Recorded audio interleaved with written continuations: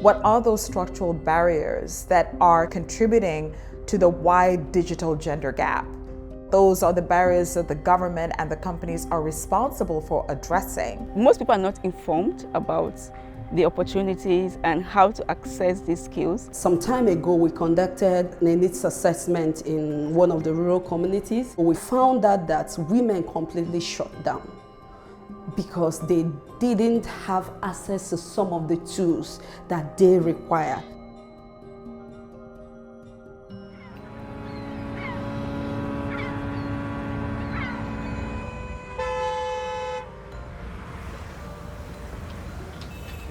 Tech has changed the way we interact with the world, from how we connect with others to how we navigate our daily lives.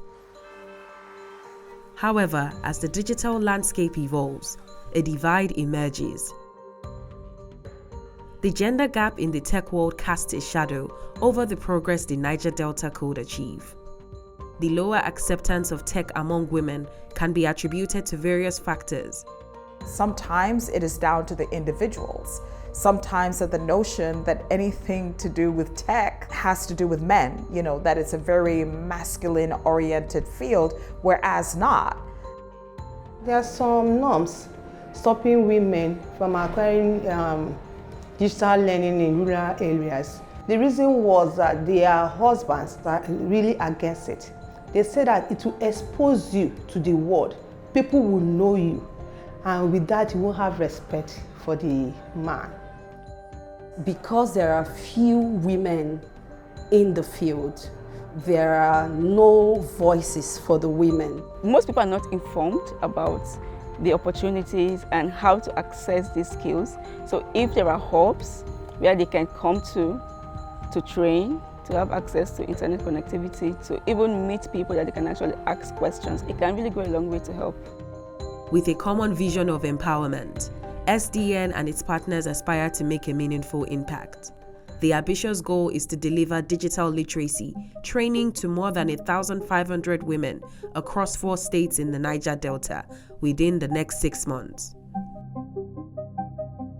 This initiative spans diverse backgrounds, encompassing everyone from students to businesswomen, with the collective aspiration of enhancing the quality of life in these communities. Currently, we are training 500 girls. We are training women because we feel that women have been left behind. We do not want women to be the ones who are the ones hawking on the streets. They could help themselves and have a better life. The expected objective or intended objective of the project is to increase women's participation in the digital economy. By training about 1,500 women who own businesses, some of them own businesses, we are expecting that these women will go back to their businesses and see how they can step down some of these trainings to their women, and thereby improving, women's participation in the digital economy. We are also expecting that by leveraging on these digital skills they have learned, that these women will either get better jobs or improve their business revenues or even their profits, utilizing on these digital skills. I've had a rough business experience because of lack of skills and knowledge to manage my business. Because I didn't have that proper education, and this business, my husband started with millions and I couldn't manage it.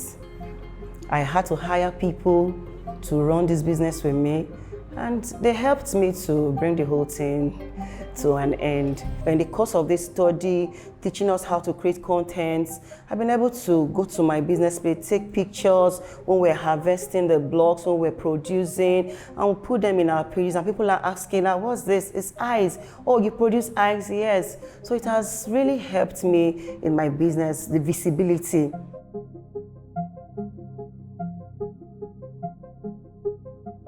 I met some persons and the funds they were calling was too much.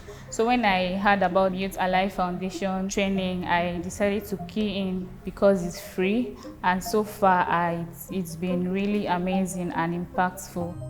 I already started working with a company remotely, and all I'm doing is to keep records for clients, orders, and all. I've been able to deliver that job because of my skill I acquired here. So far, with the knowledge I've acquired from content creation and digital marketing, I've been able to optimize my social media handles, which is what's boosting businesses these days. I've gotten an email for my business. I'm currently creating a website for my business. Currently, I can be seen.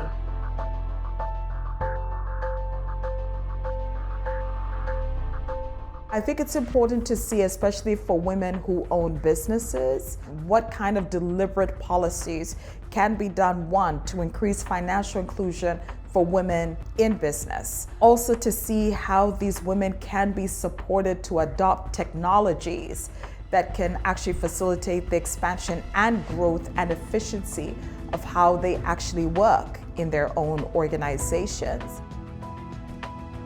Addressing this challenge on a broader scale requires a multifaceted approach, involving educational reforms, promoting diversity and inclusion in workspaces, creating mentorship programs, and challenging societal stereotypes. Efforts to close the gender gap in tech must focus on creating an environment that is welcoming, supportive, and equitable for women.